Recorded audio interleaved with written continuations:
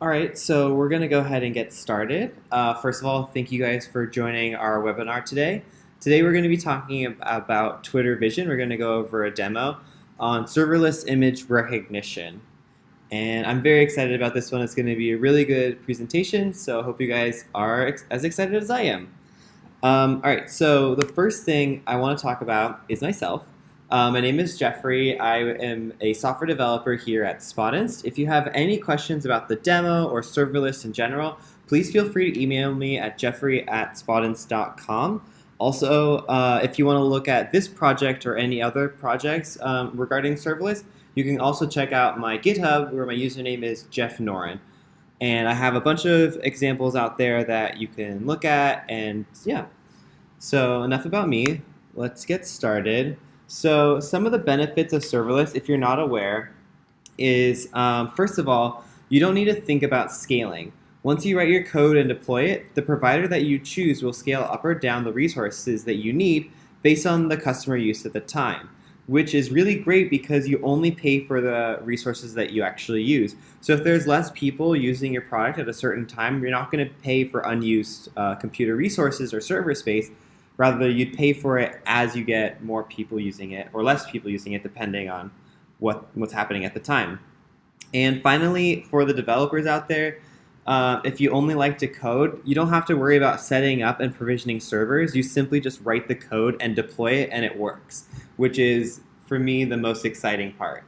I found this quote regarding that. It's serverless is all about giving developers the ability to execute code without requiring Systa admins. That's from Trevor Pott at theregister.co.uk. And I think that it really hits the nail on the head of what makes serverless so great for me personally as a developer. Because I hate provisioning and setting up servers. It's never any fun. All right, so the requirements for the demo today are you're gonna need a Twitter account and API credentials, a Google Cloud account with API credentials, and a Spotinst account with API credentials. Now, I put asterisk next to the Spotinst account because you technically can use any provider that you want. For this demo, though, I'm going to be using Spotinst, but you could be using IBM, you could use AWS, you could use Google Cloud, Microsoft, whatever one you want. But this is going to be, there are some Spotinst-specific parts to it, like our document store that we're going to be using, but you can change that depending on whatever provider you like the most, or you know the most at least. So here's a little diagram for the demo architecture that I created. As you can see, there's going to be 3 functions that we're going to be going over. The first one is a Twitter bot that runs on a cron schedule. I have it running every 1 minute, and it checks in with a Twitter API to see if there has been any tweets with the word Spotinst that also contain an image. And if there are, then we send the information from that tweet over to our picture recognition function, which sends the picture to the Google Vision API, and then the Google Vision API will return back tags that are related to that image. And then once the tags get returned, we'll send all the username, the image, URL, and the tags to our document store, where it's going to stay there until we pull it into our front end function, which has a web URL, and you're going to be able to see the tweets, see the pictures, the username, and the tags that are related to Spotinst. Yeah, so that's the basics of it, and I'm going to go ahead and we're going to start the demo. So first off, I have already started the project. I created a little project for us, and as you can see, this is the serverless.yml file. If you're new to serverless, this is where you're going to outline the functions that you're using, the handler, timeout, memory, access, all of those things are going to be put in here, and the provider. So as you can see, under the functions tab, I have the 3 functions. We have our Twitter bot, the picture recognition, and the front end, and each one of them have their own files associated with them. And the Twitter bot, I have the cron function blacked out for now, but we'll switch that up later. All right, so let's start with the Twitter bot. As you can see, there's nothing here. I did want to mention that I have added in for the front end, I created this formatter file that contains all of the CSS for the web page that we're going to be viewing it from. I added this in because this isn't really supposed to be a webinar about HTML and CSS, But that's what these tags here at the top are doing. They're importing the header and footer that I've created, and we have our HTML tags here. All right, so if we start off with the Twitter bot, the first thing that we're going to want to do for this project is install all of the dependencies that we need. And the two that we're actually going to be using are request promise and Twitter, because the Twitter npm package allows us to interact with the Twitter API without having to do the O authentication for ourselves. Because Twitter has an O authentication, you end up having to make 2 separate requests per each individual request to get an authorization token, which is very safe and secure, but it's a little time consuming and tedious to set that up. So I have now those 2 downloaded. I'm going to go ahead and add in the variables for Twitter and request promise at the top. And then I'm going to add in a few more variables that I've put aside as environment variables. So I have our environment variable consumer key, consumer secret, access key, and access secret, and these are all for Twitter, which, like I said, we would have to make an O authentication request first before we can make our actual request. But because we have the Twitter package, we can create a client object that takes in those 4 variables, and then we can use the client object to make the request to the API rather than having to go the long way around, so to speak. So now that we have our client variable set up, we can also add in our client.get. So what this is going to do is going to make a GET request to the endpoint search tweets. And that's not right. There we go. And it takes in these parameters. And the parameters I've set up here, Q is spot inst. Q is just the text that it's going to be searching for in the tweet. I don't know why they labeled it Q. I don't exactly understand that. But Q is going to be whatever word. You could change this to serverless or to whatever you wanted to search. And it would look at the tweets from the past 7 days that match that keyword. And then you're going to get back error if there's an error. Data and res are almost the exact same thing, except for data is an array of tweets, where res is just a list of it. So it doesn't. It's easier to parse data, so that's why I'm going to be using that from now on. But res and data are essentially the same thing, depending on what your plans are for it. So now that we have our data, we're searching the tweets. We can add in this little loop. Now what this does is it's going to loop through all the data statuses. And let me backtrack a little bit. Like I said, we're going to have this function running on a cron timer every 1 minute. But since the client.get will look at the tweets from the past 7 days, we're going to have some overlap if we look at every minute. So what I've decided to do is I'm going to check to see when the tweet was created at and figure out when a minute ago is from the current time. And if the post time is greater than a minute ago, I know that that tweet is new and it's not something that we've already looked at before. So this is a way that we can constantly be checking and monitoring without overlapping our data. So that's why I have created these 3 variables, so that could help us figure out when each post was made. And then, as you probably guessed, I'm going to go ahead and add this if, so post time is greater than a minute ago. If this is true, then we can start extracting kind of more data from the tweet, where we're going to get the user screen name and also entities. Now, in Twitter, they have what are called entities if your tweet contains something more than just words. So if you have images or if you have videos, those are going to be stored as entities in the Twitter API. So we want to grab those because we want to be able to check to see if any of the entities that you grabbed are images. And then this is the way that we would do that. And if they are images, we would extract the URL, and then we are going to go ahead and push the username that we got and the URL from here into image info, which is something that I declared up here. And the reason that I've declared the image info array so that we can push these into it is so that we can set the request for the picture recognition function with this information. And because there may be more than one tweet in a minute that from different users that contain spottings that have images or what have you, whatever you're searching for. We want to be able to make multiple requests to the function depending on the number of tweets. So I created a internal function that would set the requests for the next function. And so this URL here is actually going to be the one that matches up to your picture recognition function. So if you're doing this at home, you're going to have to enter in the picture recognition URL here so that it actually points to your picture recognition function. So now that we have that set up, what we're going to want to do is push into our request lists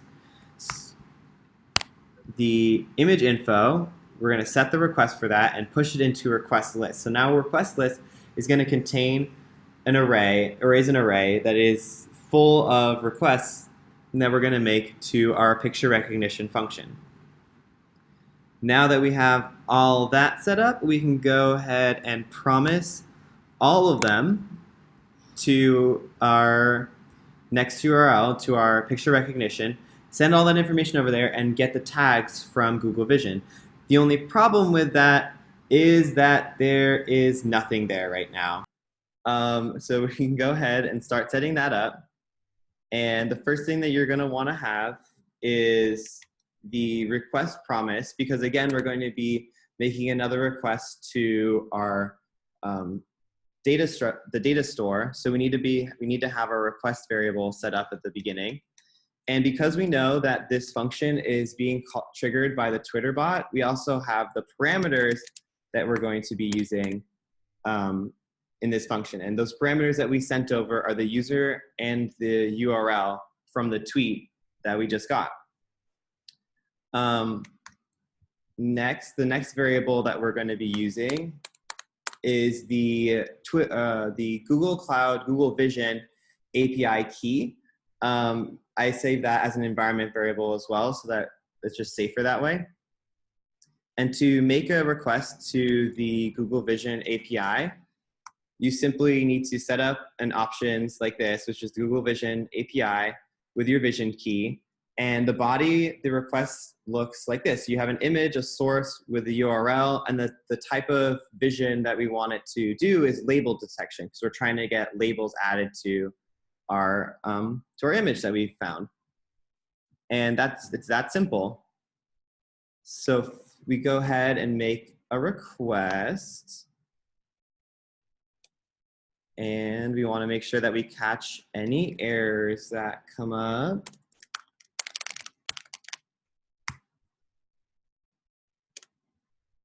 All right, so what this is going to do is we're inputting in our options and we're getting back the results. And since I've already done this, I know that this is actually where we're going to find the information that we're looking for under label annotations. And then we go through those. And the reason that we can't just add the description is that the description also, so there's two parts that come into the label annotation. It's the description and then like a confidence interval, which is the percentage. And I didn't want to add the percentage into this, but you could totally add that in as well if you wanted to. I just wanted just the raw tags that it gave us, even if they were kind of a lower percentage. So I just left it like that. And then, so that's actually how we're going to contact the Google Vision API, but that's not all this function needs to do. This function also needs to be able to store the information that we're getting from both the Twitter bot and the Google Vision API and add that to our document store. Now for document store, you're going to need a few values to push information into there. And those are going to be your Spottint's account number, your Spottint's API token, and the environment that you're currently in, or the environment that you want to store your variables to. So I save those as environment variables for safety. And now we're going to go ahead and add in our request to post these to our document store. And the way the document store works is that you have to post a key and a value. And the key has to be unique, otherwise you'll be overwriting something or it just won't add it in there, so you're going to be losing some data. So what I chose to do for the key is that since each URL from Twitter already is given like a unique number, I just sliced the URL to find out exactly where that unique number was and use that as the key, because the key technically doesn't really matter for us. And the value has to be in string format, but it could also be a JSON. So I made this a JSON string so that we can post a lot of the information for one tweet all together, and we can parse that later in the next function. Okay, so now that we have our options set up, we're gonna go ahead and make a request to the document store to post all of that and catch any errors that may happen. And yeah, so that's actually the end of the first part of the function. These two, the picture recognition and the Twitter bot, kind of work in tandem, and they work together to get all the information and then store it. And the front end function sort of is a standalone function that works just whenever you trigger it. So that's something that we kind of deal with separately. So for the front end, as you can see, we have the formatter, the header, the footer, like I already said. And what we're gonna do for this function is we want to also add the request promise into this function, because we're gonna be requesting from the document store all the information that we just posted there. And since we're using document store again, we're going to be needing the three variables, the account, the token, and the environment that all of the information is being stored in. That way we can get the documents back and display them and make them look nice. So the first thing that we have to do to get the information is we have to do get all from the document store. There's two ways to get information from the document store. You can either get all the keys that are in your document store, or you can get a specific document based on the key that you have. So it's kind of a two-step process if you need everything from the document store. So first what we're gonna do is get all the keys, and then the next thing that we're gonna do is use those keys that we just got to request all the information for each of the documents that are in there. So the first thing we wanna do is get all, and then we're gonna nest this in.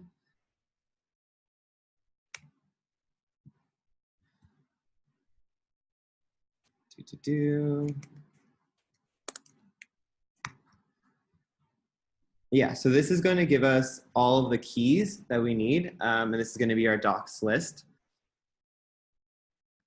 And then what I did was, since we have multiple keys that we're going to be using, I've created a function that will take in the key that we find, and then it will create a request for each individual key. That way we have a list of requests and we can get all of the information all at the same time.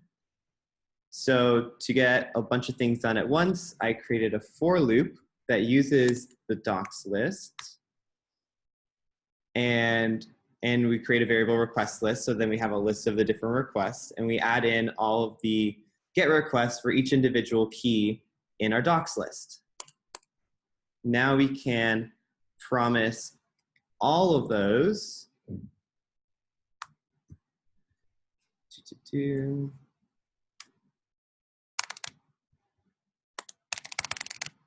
oops, bad, and catch any errors that come up.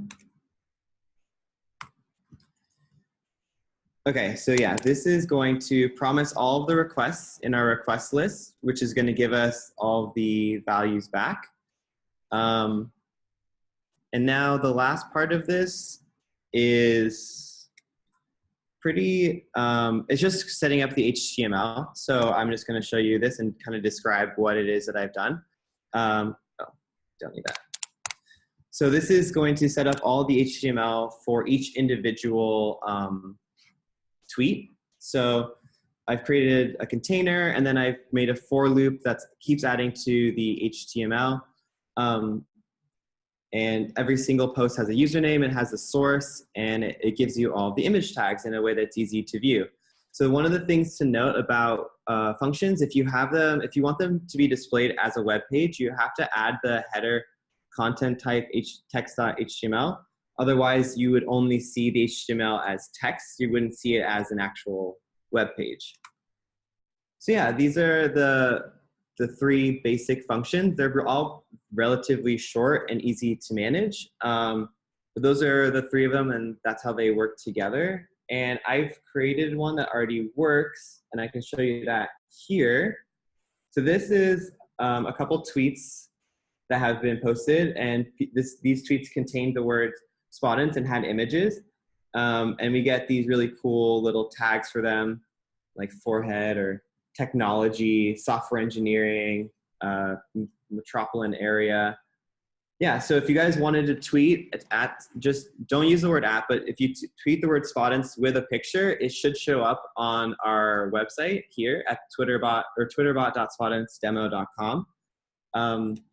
Yeah, so actually that was pretty fast. That's kind of the demo there. Do you guys have any questions?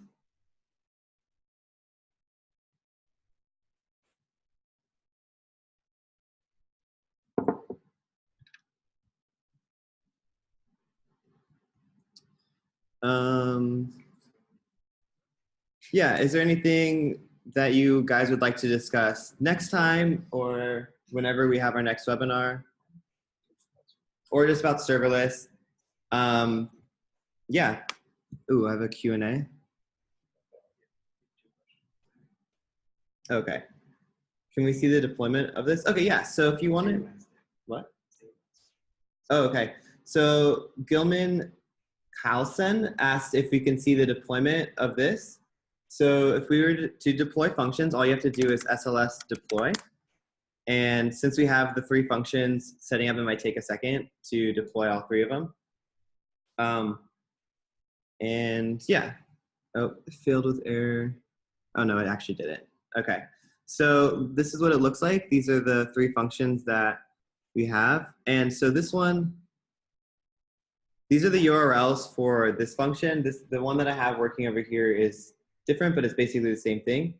Okay, so David asked, how does the Spottins product come into play here? So Spottins is actually only a provider of serverless. You could use any provider, like AWS has one, Microsoft has one, IBM has one. So we just happen to use Spottins because that's what we use.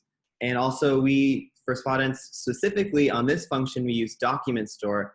When you use AWS, they have DynamoDB. I know that other places have different database storage stuff. So that's the only thing that you would need to change in the code is the way that this information is stored. But other than that, you can run this on any provider.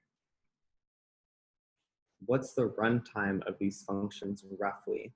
So the runtime of these Patrick Steger asks, what's the runtime of these functions roughly? So functions are actually very quick. It depends on when they're run though. So there's something called a cold start and a warm start. If it starts from a cold start, it's gonna be a little slower, but still pretty quick. If it's a warm start, it would be faster. And what that means is a cold start means that it hasn't been used in a long time. So you might be waiting for, I don't know, a couple of seconds. It also depends on what your function is doing. So like the Twitter bot that I created, it runs on a cron, so it runs every minute. So it technically doesn't really ever have a cold start because it always is running. And then for like picture recognition, since it only gets triggered when there's a tweet that fits those standards, it may take a little bit longer for that one to run. But since it's more on the back end, it doesn't really matter. Okay, so David asked, to follow up on my last question, why should I run this on Spottins versus other providers then?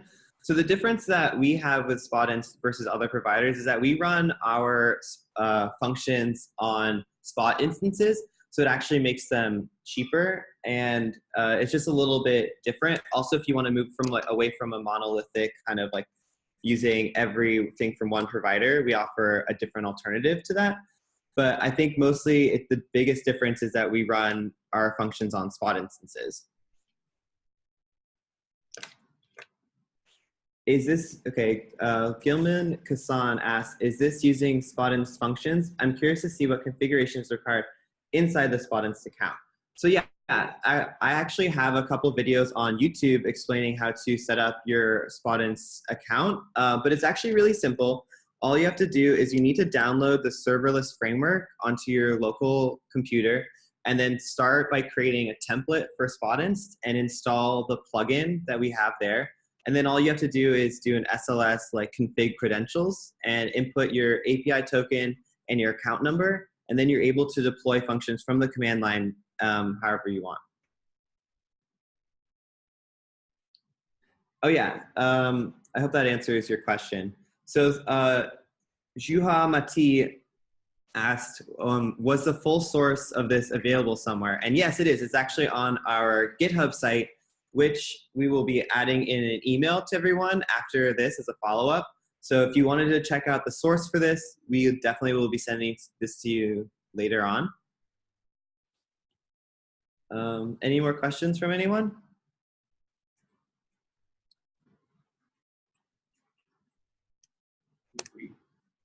Yeah, so did anyone get a chance to tweet at us yet or tweet yet? Because you should. Okay. Jim Curtis asked, Spotins uses Spotins Market. Is there any way to see what provider, AWS or GCP, Spotins is pulling spot instances from? So there's not a way to see that, but you do get a choice when you create your environment if you want to use only AWS, only Microsoft, or only, I think, IBM. Or you can use Spotins, which is just going to pull whatever is the cheapest at the time. So you can specify that if you have a function that only needs to be or only can run on AWS, then you can specify that environment to only use AWS Spot instances.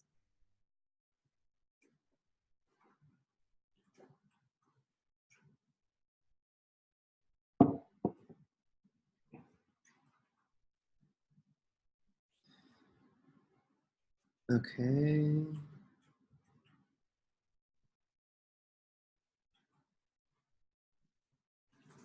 Is there anything else that you guys wanted to know about? Anything more about serverless in general?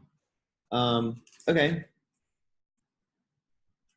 So Gilman Carlsen asks, if you deploy a serverless app to run in Lambda, for example, there's a size limit. Is there any limit with functions? Yeah, so there is a memory and timeout limit that we have right now, but that's with all functions. The thing is, with functions, what you're supposed to do is separate them into different microservices. Like this one application is actually 3 different functions that are relatively short. So what you would want to do is have each function pass information on to the next one and do like a little bit each time. That way you don't run into those limits.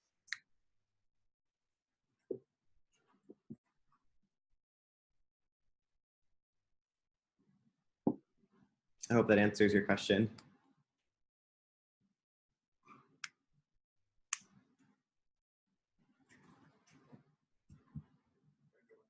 Okay. Gilman asks, the biggest area that's been a limiting factor for us is when you have a really large dependency, e.g. Spacey, which has word vectors that are huge. Yeah, that could be a little bit complex to, figure out. I'm not exactly sure what your company is doing with that, but yeah.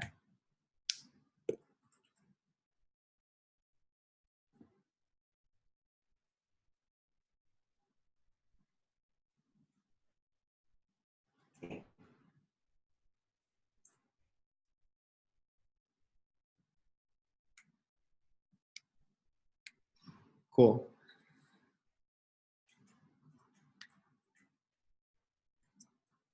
Sweet.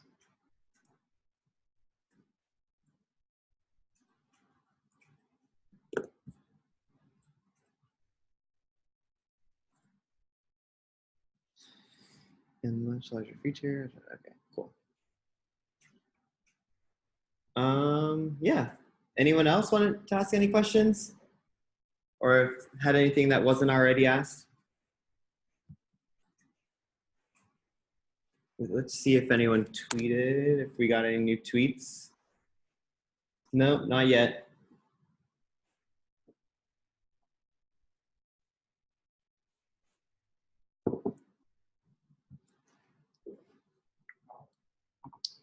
So we're good?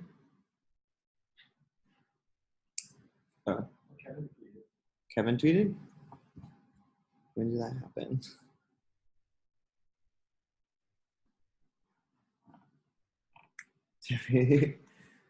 Nice. Thanks, Kevin. Oh, one more. Yeah, so you do get a monitor. You do have logs for all of the functions that you run. So if you are on your Spotin's console, you can choose to check out the logs. Huh?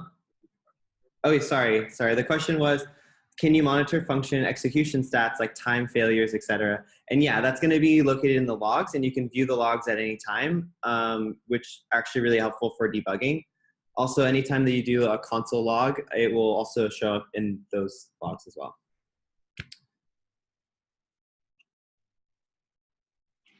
So Juha Mati asked, I see that you use process environment for token. What feeds those to the app, and what's the best way to keep my keys out of the repo? So the way that you would do that is in the Spotin's console, and most other providers do this as well. You have to do it through the console. You just say in the console the key and the value that you want. You can also add it in your serverless.yml file. You can create a environment variable variable, and it's like you can create a list like this. But if you wanted to keep it completely out of your code, you'd have to go through the console to add in your key values.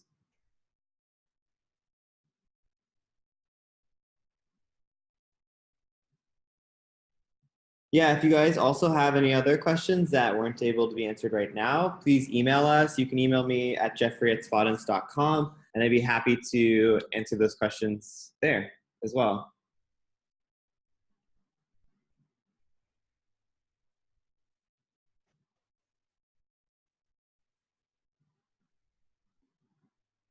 Cool. I think that about wraps it up for us today. We had a really quick webinar, but I hope you guys learned something. And yeah, thank you guys for showing up.